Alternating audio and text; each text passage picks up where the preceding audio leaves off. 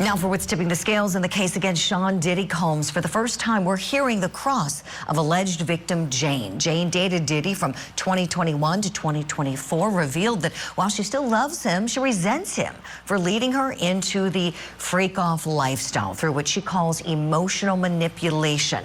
Our cameras aren't allowed in federal court, but through the use of AI technology, we're taking you inside. Let's listen. You spoke on direct examination about regret, right? Yes. Because you regret a lot of the choices that you made in your 3.5 years of a relationship with him, right? I would say that I resent him for leading me into the lifestyle that he led me to. And you chose to participate in that lifestyle for many years, right? I would say that my choices were made under a lot of emotional pressure due to my relationship. Because you were in a relationship with him, right? Yes. And you wanted to stay in that relationship? Yes. You loved him very much? Yes. And you did not want to break up? No. And at times he would say, okay, we could just break up, right? He would say that, but his actions proved otherwise. He would say to you, we could just break up, right? He has said those things. Yes. And then you did not want to break up with him, right? No. There were several times that you didn't talk to him for a few weeks or even a few months, but ultimately you did not want to break up with him? Of course not.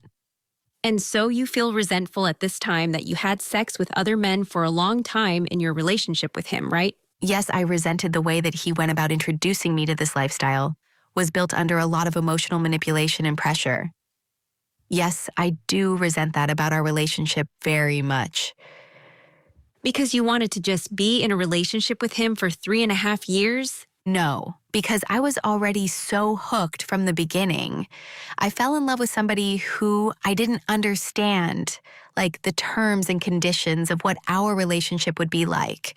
And so once I was hooked into that and I fell in love, but my emotions were in play, so it was many, many blurred lines of love and affection mixed with emotional pressure to perform these things that my lover really desired. And so I wanted to fulfill my duties as a good girlfriend. And because you wanted to be a really good girlfriend and partner, you used the word partner over and over again? Yes. It's 51. Okay, that was a little sampling. So what is Jane doing for the government's case? Is she helping them prove anything? Well, who better to answer that question than a former United States attorney? He's a heavy hitter in the private sector now, William Ehlenfeld. Okay, William, what is Jane helping the government prove, in your opinion? Jane is a huge help to the government. Now, I will say Ms. Garagos is doing a nice job on cross-examination. She's poking some holes in the sex trafficking count that pertains to Jane. That's count 4 of the 5-count indictment, poking some holes in the elements of force or fraud or coercion. And maybe the jury is not going to completely buy that. That's okay, because what Jane has done for the government is help to prove a couple of things. One, transportation to engage in prostitution. That is count 5 of the indictment, and it's also a predicate for the count 1, which is the racketeering count. So there's absolutely no doubt. It's a slam dunk. And I don't like to use the phrase slam dunk as a former prosecutor, but those counts are slam dunks because she has helped to prove that not only was she, but others were transported across state lines to engage in prostitution. She's testified throughout the direct and the cross about that. Of course, Cassie Ventura did that as well. So those counts are locked in. The other thing that she's really helpful with is the drug trafficking piece, which is a predicate to the racketeering count. Jane testified that she was asked to take a package from Miami to LA that was filled with drugs. And she actually texted Combs' personal assistant, KK, and said, is it okay that I pick up this package and take it with me on the airplane? And the response was, sure, I do it all the time. So Combs had her pick up illicit drugs, fly them on an airplane, take them across the country. When they were open, they were filled with a lot of different colored pills that were illicit drugs that were used in these hotel nights. So the drug trafficking predicate of the racketeering count has also been locked in thanks to Jane's testimony. William, outstanding analysis there. Wow. I want to play for you a piece of evidence, a voicemail that Diddy left for Jane that was introduced in the case, and we'll get your reaction on the other side. Here we go. Where my life is at right now, I don't have no time for no games, baby girl. Me and you could be mad, I could have a spat, we could have whatever. Then after that, you better get on your job. That's really, that's all it is.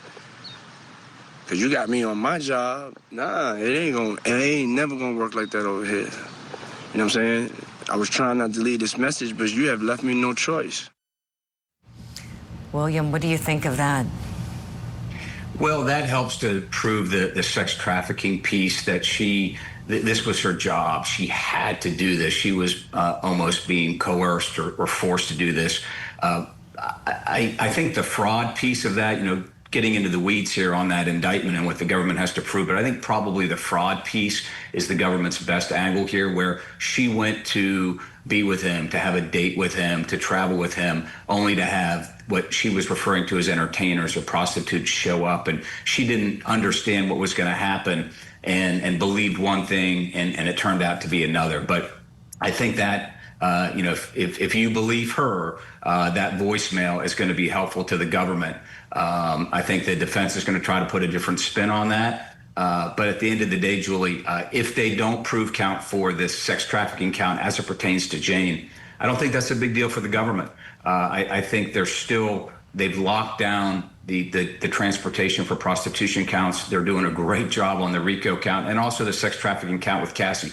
Got to remember, what we don't have with Jane is the smoking gun. We don't have a video of her being dragged by the hair back into the hotel room. That's the most powerful piece of evidence in this whole case.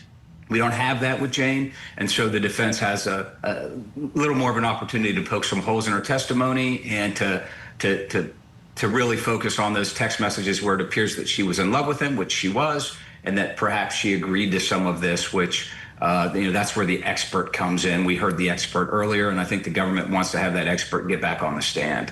Right. Boy, excellent analysis from you always. Attorney William Ehlenfeld, thank you so much for taking time out of your busy schedule to join us. We'll talk again soon about this case.